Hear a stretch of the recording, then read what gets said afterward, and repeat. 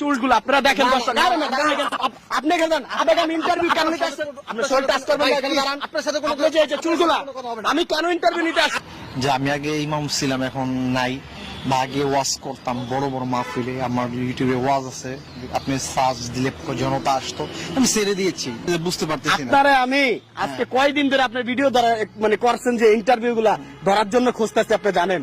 বাকি 8 বছর তো প্রায় ওয়াজ করেছি, এখন চিন্তা ভাবনা আছে যে সিনেমা অঙ্গনে অভিনয় করা।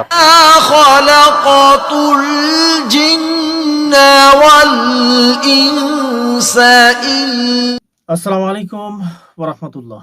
সম্মানিত দর্শক মণ্ডলী, নিঃসন্দেহে একটি অবাক করা বিষয়, দীর্ঘ 8 বছর তিনি ওয়াজ করেছিলেন, মানুষকে হেদায়েতের পথে আহ্বান করছিলেন, কিন্তু দুঃখজনক বিষয় তিনি এখন সিনেমা করতে চাচ্ছেন। তিনি বর্তমান হয়েছেন টিকটকার।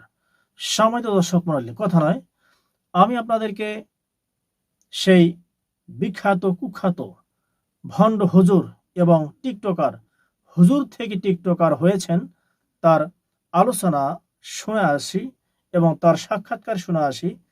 তিনি কি বলছেন, কেন তিনি টিকটকার হলেন, কেন তিনি আলোচনা ছেড়ে দিলেন, কারণ কি, এই সম্পর্কে তিনি সাক্ষাৎকার দিয়েছেন, আমরা সকলে শুনে আসি। তারপর বিস্তারিত কিছু কথা হবে সংক্ষিপ্ত আকারে। অবশ্যই আমার কথাগুলো শোনা যাবে ইনশাআল্লাহ। আপনি গেলেন আবেগাম ইন্টারভিউ কেন নিতে আসছেন? আপনি শরীর টাচ করবেন না, এখানে দাঁড়ান। আপনার সাথে কোনো চুলগুলো আমি কেন ইন্টারভিউ নিতে আসছি? যে আমি আগে ইমাম ছিলাম, এখন নাই, বা আগে ওয়াজ করতাম বড় বড় মাহফিলে, আমার ইউটিউবে ওয়াজ আছে, আপনি সার্চ দিলে জনতা আসতো, আমি ছেড়ে দিয়েছি, বুঝতে পারতেছি না। আপনারা আমি আজকে কয়দিন ধরে আপনার ভিডিও ধরা মানে করছেন যে ইন্টারভিউ গুলা ধরার জন্য খুঁজতেছি, আপনি জানেন। আপনার চুলগুলা কাটার জন্য আমি খুঁজতেছি, আপনার চুলগুলা কাটবো আজকে আমি। আপনার চুল আমি এখন কাটবো। এই দাঁড়ান, এই ধরো, ধরো। এই ভাই দাঁড়ান, এই দাঁড়ান, কইতাছি দাঁড়ান। আসসালামু আলাইকুম ভাই। ওয়ালাইকুম আসসালাম। আচ্ছা, আপনি এই যে চুল কালার করার আগে কি করতেন? কি করতাম তখন? ওই ওয়াজ মাহফিল করতাম, তখন মাদ্রাসায় চাকরিও করতাম, মসজিদে ছিলাম। আমরা শুনলাম যে আপনি নামাজ পড়াইতেন এক সময়, সেটা কি আসলে সত্য? এটা সত্য, বাট ওটা তো ছেড়ে দিয়েছি, মোটামুটি অনেকদিন হয়েছে। কেন ছাড়তেন, আসলে কি কারণে ছাড়তেন? ছেড়ে দিয়েছে আসলে, ওখানে অনেক কারণ আছে, তো এত কথা আপনাকে এই মুহূর্তে বলা যাবে না, নেক্সট টাইম কখনো সুযোগ হলে বলবো। নেক্সট টাইম এখানে আমাকে না বলার, আপনার বলবেন এর যে যারা ভিডিও দেখতেছে তাদেরকে, আমাকে না, আমার না, বলার ভিডিও আসলে- প্রয়োজন না। আমি বলি আপনাকে, যেহেতু আপনি এক সময় মানুষকে নামাজ পড়াইতেন, আপনার পিছনে অনেক মানুষ নামাজ পড়ছে, নামাজ মানুষ কেন পড়ে? কেন পড়ে? আল্লাহর ভয়ে পড়ে, আল্লাহকে পাওয়ার জন্য পড়ে। আল্লাহকে পাওয়ার জন্য পড়ে। কেউ নামাজ পড়ে না, কিন্তু নামাজ শুরু করে নিজে হেদায়েত টানার জন্য।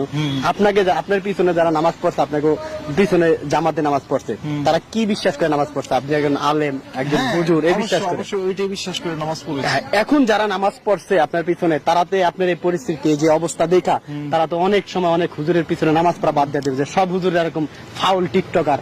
কিন্তু আসলে সবাই তো আপনার মতো না। হ্যাঁ, আমার মতো সবাই তো না, আমি তো বলিও না যে আমার মতো সবাই, আমার মতো এই যে সবাই। মানুষগুলাকে কেন এই ক্ষতিটা করলেন, যারা আপনার পিছনে নামাজ পড়তো তাদেরকে কেন এই ক্ষতিটা করলেন আপনি? তারা তো অনেক অন্য আলেমদেরকে বিশ্বাস করবেন, অনেক হুজুরদেরকে বিশ্বাস করবেন, এই ক্ষতিটা কেন করলেন? ভাই প্লিজ, আমি তো আপনাকে বললাম, আমি নেক্সট টাইম আপনাকে কখনো বলবো বিস্তারিত। না, বিস্তারিত এখন বলেন, আপনি নেক্সট টাইম কেন বলবেন? আসলে কারণটা কি? আপনাকে কেউ মারছে? শয়তানের কেউ লাড়বে না, কেউ লাড়বে না, মানে শয়তানের নালার লাগা মানুষ। কেউ লাড়ে নাই, কেউ লাড়বে না। শয়তানে যদি নালারে একটা মানুষকে এইভাবে কেউ নামাজ ফালায় রেখা এরকম চুল কালার করে দৌড়াদৌড়ি করে মিডিয়া টিকটকে ভাইরাল হওয়ার জন্য, এটা কেউ করে? ভাই শুনুন, আপনি আমাকে টিকটকে আমার ভাইরাল হওয়ার এটা কি টিকটকের না, চুল টিকটক প্লিজ না? প্লিজ। হ্যাঁ, হ্যাঁ, আসলে এটা যে টিকটকের মডেল বা স্টাইল, আমি জানতাম না। আমি রিসেন্টলি জানার পরে আমি চিন্তা করছি যে আমি এটা চেঞ্জ করে ফেলবো। আপনি এই যে মানুষগুলোকে আপনি ক্ষতিগ্রস্ত করলেন, যারা ইসলাম ধর্মকে সবসময় ভালোবাসে, যারা মুসলমান, আপনার যে পিছনে যে যারা নামাজ পড়ছে, তারা তো এখন বাকি হুজুরদের বিশ্বাস করবে না। আসলে আপনি তাদের এই ক্ষতিটা কেন করলেন? তাদের ইমান নষ্ট হয়ে গেছে, আপনার জন্য তাদের ইমান নষ্ট হয়ে গেছে। ভাই শুনেন প্লিজ, এটা আমার পার্সোনাল একটা বিষয়, যে আমি আগে ইমাম ছিলাম, এখন নাই, বা আগে ওয়াজ করতাম বড় বড় মাহফিলে, আমার ইউটিউবে ওয়াজ আছে, আপনি সার্চ দিলে পাবেন, ওমর ফারুক আল আজমি, লক্ষ লক্ষ জনতা আসতো, আমি ছেড়ে দিয়েছি, বুঝতে পেরেছি। কারণটা কি ছেড়ে দেওয়ার? আপনার যাদেরকে একসময় আপনি জ্ঞান দিচ্ছেন, তারা আপনার কাছ থেকে যারা শিখছে, এখন তারা কি বলবে? তাদের নিজের কাছে কিন্তু লজ্জা লাগবে, আসলে কার পিছনে দাঁড়া নামাজ পড়লাম, কার বয়ান আমরা শুনলাম। শুনে মানুষ চিরজীবন বা সবসময় একরকম থাকে না, বুঝতে পেরেছেন। আসলে মানুষকে যে কখন যে কি হয়ে যায় এটা বলা যায় না। মানে মানুষ অনেক মানুষ আছে যে জালেম থেকে আলেম হয়। হ্যাঁ হতেও আপনি পারে, আলেম থেকে জালেম হয়েছেন। হতেও পারে। মানে আপনি কি আমি আসলে জালেম নিজেকে নিজে তো বলবো না, এখন আপনি যদি আপনার বলেন- বলা উচিত তো, কারণ আপনার যে না, না। ব্যাস, আপনার পিছনে যারা নামাজ পড়ছে তারা মানুষ কি বলবে মানুষকে, যে আসলে যারা সব হুজুরে এরকম বলবে আপনার জন্য বাকি হুজুরদের খারাপ বলতেছে। ইসলামকে আপনারা ধ্বংস করতেছেন ভাই, কিয়ামতের বেশি দিন না। আপনার যে পরিস্থিতি, ভাই, এই যে ভাই, কষ্ট ভাই, করতেছেন, ভাই, ভাই, আপনি রাখেন, সানগ্লাস রাখেন, খোলেন, রাখেন। আপনার সাথে সানগ্লাস ভাই। যায়, এই সানগ্লাস খোলেন, এই সানগ্লাস সরান, আপনার সাথে সানগ্লাস যায়। আপনি সানগ্লাসটা তো ফালাই দিতে পারবেন। হ্যাঁ অবশ্যই, আপনি ভাই, এটা- আপনার সাথে সানগ্লাস যায়। ভাই এটা তো অবদানতার কলে আপনার সামনে এই না দাঁড়ান, আপনার তো এই যে চুলগুলো আপনারা দেখেন দর্শক, আরে না, দাঁড়ান, আপনি গেছেন আপনাকে আমি ইন্টারভিউ কেন নিতে আসছি? আপনি শোল টাচ করবেন না, এখানে দাঁড়ান। আপনার সাথে কোনো আপনি যে এই যে চুলগুলো, আমি কেন ইন্টারভিউ নিতে আসছি? সানগ্লাসটা ফালাই দিয়ে আপনি যে এটি কি চুল, এটি কি চুল, আপনারাই বলেন এগুলা কি চুল? এই যে দেখেন এই চুলগুলো, এগুলা কি, এগুলা কি? এগুলো কি চুল? এখন আমার মন চাইছে এই জন্য রাখি। আপনার পিছনে একসময় মানুষ নামাজ পড়তো, প্লিজ আমি আপনাকে আপনাকে তো পিটানো উচিত মিয়া। ভাই, please। আরে পাইলে না। আপনার কথা কন্ট্রোল করেন। কন্ট্রোল না, ঠিক বলছি আপনাকে, আপনি আপনাকে কথা মারা control উচিত, করেন, আপনাকে please। মারা উচিত। আপনি যে চশমাটা এই যে যারা পরে ভিডিওটা পরিচয় দেখতেছেন, দিচ্ছেন। চশমা আপনারা এখন চুল কাটতে দিব মেয়ে আমি, আপনারা আমি চুল কাটা দিব। এই যে দেখেন, এই যে আমার চুল তো আপনার কাটতে এই যে- এই যে যারা ভিডিওগুলো দেখতেছে, Please, আপনি- এই যে আপনি- আমার এই যে আপনি পাঞ্জাবি পরছেন, সাদা কত সুন্দর পাঞ্জাবি, এই পাঞ্জাবি পরে এই চুলের কালার দিয়ে আপনি কাট দিয়া আপনি রাস্তা রাস্তায় ঘুরতেছেন, ভিডিও বানাইতেছেন, জায়গায় জায়গায় ইন্টারভিউ দিতেছেন। ভাই, please। আপনারা অনেক যারা আপনার ইন্টারভিউ গুলো নেয় তারা আমি কোন ক্যামেরাম্যান কি বলি না আসতে। হ্যাঁ। প্লিজ আপনি বুঝার চেষ্টা তাহলে করবেন। আপনি এখানে আজকে interview দিতে আমি আসছেন কাউকে কেন? বলি না। আপনি এখানে আমার আসছেন কেন? পরিচয় যে প্রচার করছে মিডিয়াদের কাছে, আপনি interview দিতে তাকে কেন আসছেন? খুঁজতেছি, আমি তাকে খুঁজতেছি, তাহলে আপনি ইন্টারভিউ দিতে আসছেন কেন? আমি তাকে খুঁজতেছি। ইন্টারভিউ দিতে আসছেন কেন? আমি আসিনি, আমি আসি এখানে ঘুরতে, হ্যাঁ। আপনারা দেখে আমাকে দৌড়ে আসছেন। আপনাকে মানুষ ধরবে না, প্রতিবাদ করবে না, আমি আপনাকে বলি, আপনাকে প্রতিবাদ ভাই, করবে না। please, একটু আপনার বুঝার এখন চেষ্টা আমি করেন। বলি আপনার উচিত এর সবার সামনে যে যারা আছে সবার চুলগুলো আপনি ধরে এগুলো সব কাটটা দেওয়া উচিত, চুল কাটটা দেওয়া উচিত। না না না, ওয়াজ না, না। ওয়াজের দরকারই নেই। হ্যাঁ কোনো, এই যে দেখছেন আপনি যে ওয়াজ করেন, এই যে মানুষের পিছনে যারা ক্যামেরাতে ভিডিও ধরে রাখছে তারাও জানে আপনি ওয়াজ করেন, আপনার ওয়াজ শুনতে চায়। ওয়াজ দিয়ে মানুষ কি শিখায় সেটা বলেন আগে।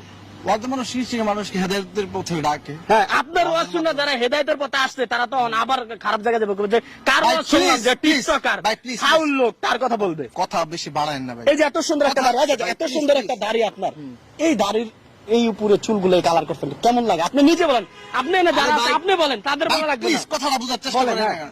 আমি এটা করেছি শখ করে, এখন এটা কেমন লাগে এটা তো আসলে নিজেটা নিজে বুঝতে পারতেছি না। আপনারা আমি আজকে কয়দিন ধরে আপনার ভিডিও দ্বারা মানে করছেন যে ইন্টারভিউ গুলা ধরার জন্য খুঁজতেছি, আপনি জানেন ভাই। আপনার চুলগুলা কাটার জন্য আমি খুঁজতেছি, আপনার চুলগুলা কাটবো আজকে আমি, মানে আপনাদের জন্য। আমরা যারা মুসলমান আছি মানুষের সামনে কথা বলতে পারে না ঠিক মতো, এখন আপনি কাটবেন না আমি কাটবো, না ভাই, please, আপনার চুল আমি এখন কাটবো। এই দাঁড়ান, এই ধরো, ধরো।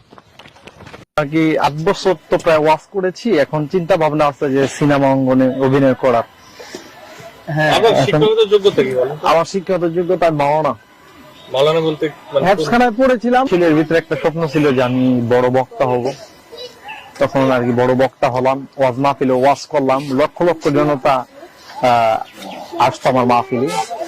আপনি ইউটিউবে সার্চ করলে পাবেন, মাওলানা ওমর ফারুক আল আজমি লিখলে অসংখ্য আমার ওয়াজ আছে, সেখানে হাজার হাজার জনতা। তো পরবর্তীতে ভাবলাম যে একটু সিনেমা টিনেমা করি, ওয়াজ অনেক করলাম, এখন সিনেমা করি যে কেমন হয় বা কি আসে। ইন্নাকা লা তাহদি মান আহবাবতা ওয়ালাকিন্নাল্লাহু ইয়াহদি মান ইয়াশা। তার মানে আপনি কি স্বীকার করবেন যে আপনি কত ভ্রষ্ট? আকৃষ্ট হলাম যে একটা সুপারস্টার হওয়া যায় কিনা, সাকিব খান হবে। শাকিব খান হওয়া যায় কিনা। আমার যেমন তাদের এই ঈদে মনে হয় রাজকুমার একটা রিলিজ হয়েছে, তো আমার যদি সামনে মনে করেন আরো অন্য কোন কুমার যদি রিলিজ করা যায় তাহলে একটা আলোড়ন হবে না? আপনি কিভাবে বুঝলেন যে আপনাকে দিয়ে সিনেমা তৈরি করবে? কত বছর ধরে নামাজ পড়াইছেন মসজিদ মাদ্রাসা এবং ওয়াজ করছেন বলেন তো আগে, এটা শুনি। আপনার নামাজ হবে প্রায় 5 বছর, ইমামতি করেছি। ভাই আমরা একটু আপনার ক্যাপটা খুলে দেখতে চাই। না ভাই, এটা খোলা যাবে না ভাই, একটু ক্যাপটা খুলে না ভাই, ভাই প্লিজ ভাই খোলা যাবে না, খুলেন না ভাই খোলা যাবে না। একবার একটু খুলেন ভাই। কি অবস্থাটা ভাই আপনার চুলে? কি অবস্থা ভাই?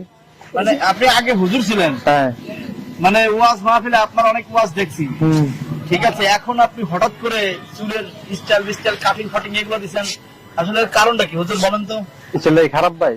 না, স্টাইল যেরকমই হোক, হুম। কিন্তু আপনি একজন ইসলামিক বক্তা, হুম। আপনার ওয়াজ শুনে অনেক মানুষ হেদায়েতের পথে আসে, আর আপনি আজকে টিকটক মার্কা চুল কাটে একবারে অন্যরকম ফ্যাশন দিয়ে জিন্স প্যান্ট আর শার্ট পরে আপনি মানে ঢাকার রাস্তায় রাস্তায় ঘুরে বেড়াচ্ছেন, আপনি নাকি এখন সিনেমা করবেন, মানে হ্যাঁ, এই লাইন কেন এটা বলেন তো? আমরা আর কি 8 বছর তো প্রায় ওয়াজ করেছি, এখন চিন্তা ভাবনা আছে যে সিনেমা অঙ্গনে অভিনয় করার। হ্যাঁ, আবার শিক্ষাগত যোগ্যতা কি বলেন? আমার শিক্ষাগত যোগ্যতা মাওলানা। মাওলানা বলতে মানে কোন- হ্যাফজখানায় পড়েছিলাম, হ্যাফজে পড়েছি, বাট ভাই, ভাই, দাওরা ভাই, কমপ্লিট ক্যাপটা একটু পরে লাগান। দাওরা কমপ্লিট করেছি। তারপরে দাওরা হ্যাঁ, পাস আপনি? হ্যাঁ তো একজন দাওরা পাস আলেম কিভাবে এরকম একটা লাইনচ্যুত হয়ে যায়? কিভাবে হয়ে যায় সেটা আসলে আমি তো বলতে পারতেছি না, এরকম তো ইতিপূর্বে কি হয় নাই, জাস্ট আমি মনে ভাই, হয় একটু, প্রথম নাকি এর কি কোনো জিন টিন ভর করেছে নাকি? জিন আসলে এরকম ভাবে নাই, তবে 2টা ছিল, এগুলো এখন আছে কিনা বলতে পারতেছি না। 2টা জিন ছিল? দুইটা জিন তারা কি ছিল। আপনাকে এই প্ররোচনা দিছে, কুমন্ত্রণা দিছে? তারা মাঝে মাঝে দিত আর কি, আপনি অনেকদিন হয় তারা দেখেছেন? সাক্ষাৎ করতে আসে না। ইবলিশ দেখেছেন কখনো? ইবলিস দেখি নাই, বাট ইবলিস আসলে ছুটি নেই, আমেরিকা গেছে। আপনাকে সেই দিয়ে গেছে? দায়িত্বটা কি আপনাকে দিয়ে গেছে? দায়িত্বটা দিছিল, বাট এখন আমার নিয়ে নিছে আর কি। আচ্ছা, আপনার ওয়াজ শুনে মানুষ হেদায়েত পেয়েছে, এখন আপনাকে হেদায়েত করার জন্য মানুষ লাগবে, ওয়াজে লাগবে, এই বিষয়টা আসলে কি হয়ে দেখেন? কিভাবে দেখি আসলে এটা তো আমি কোনোভাবে দেখি না, কারণ মনে করেন আপনি হেদায়েতের মালিক তো আসলে আল্লাহ পাক, এটা তো দুনিয়ার কোনো মানুষ না, এটা আসলে তার ব্যাপার, আল্লাহর ব্যাপার। তার মানে কোরআনে আছে যে আল্লাহ যাকে ইচ্ছা হেদায়েত দেন, যাকে ইচ্ছা পথ ভ্রষ্ট করেন। তো ইন্নাকা আপনার- লা তাহদি মান আহবাবতা ওয়ালাকিন্নাল্লাহ ইয়াহদি মান ইয়াশা। তার মানে আপনি কি স্বীকার করবেন যে আপনি পথভ্রষ্ট? আমি স্বীকার করব, আমি তো আসলে এমন না যে আমি আল্লাহকে ভুলে গিয়েছি বা আমি এখন আল্লাহকে মানতেছি না বা নাস্তিক হয়ে গেছি, ইসলামকে আমি মানতেছি না। ঠিক আছে, আপনারা যেরকম 5 জন আছেন জেনারেল, আমি আপনাদের মতোই জাস্ট।